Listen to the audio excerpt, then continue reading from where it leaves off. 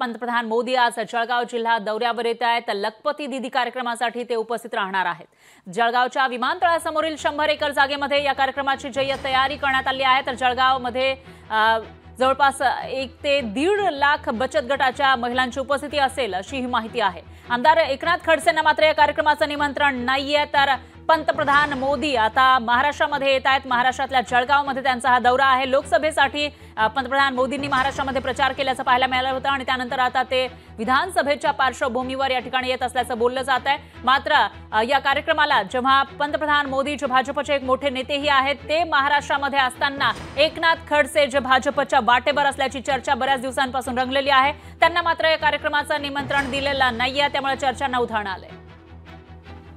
प्रधानमंत्री मोदीजी जळगावला भारतीय जनता पक्षाच्या प्रचारासाठी आलेले आहेत। ते युक्रेन, पोलंड, रशिया येथे भारतीय जनता पक्षाच्या प्रचारालाच गेले होते त्यांच्या, आणि आता जळगावलाही त्याच कामासाठी आलेले आहेत। निमित्त आहे लखपती दीदी। या देशामध्ये लाखो तरुण बेरोजगार आहेत, त्यांनाही लखपती करण्याची गरज आहे।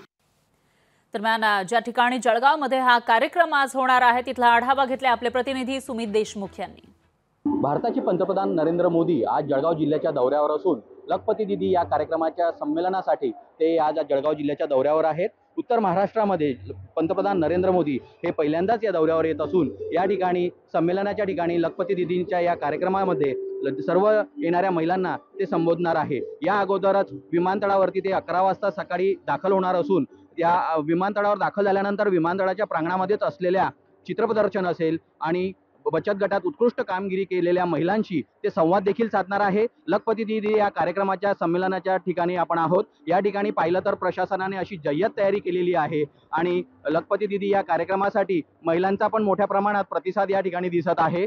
त्याच अगोदर पोलीस प्रशासनातर्फे या ठिकाणी सुरक्षेच्या दृष्टिकोनातून श्वान पथक असेल, या परिसरातील तपासणी पोलिसांच्या वतीने मोठ्या प्रमाणात करण्यात येत आहे। आपण पाहू शकतो की श्वान पथकाच्या माध्यमातून या ठिकाणी सर्व मीडियाचे कॅमेरा बॅग असतील, साहित्य असेल, हे या ठिकाणी चेक करण्यात येत आहे। जळगावच्या विमानतळावर मुख्यमंत्री एकनाथ शिंदे असतील, देवेंद्र फडणवीस असतील, अजित पवार असतील, हे नुकतेच दाखल झालेले आहेत आणि विमानतळाच्या आरक्षण या कक्षेमध्ये ते थांबलेले आहेत।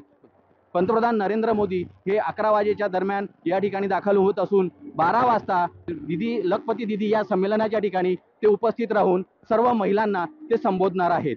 सुमित देशमुख, लोकशाही मराठी, जळगाव। लोकशाही मराठी, ऐका, पहा, जागरूक रहा।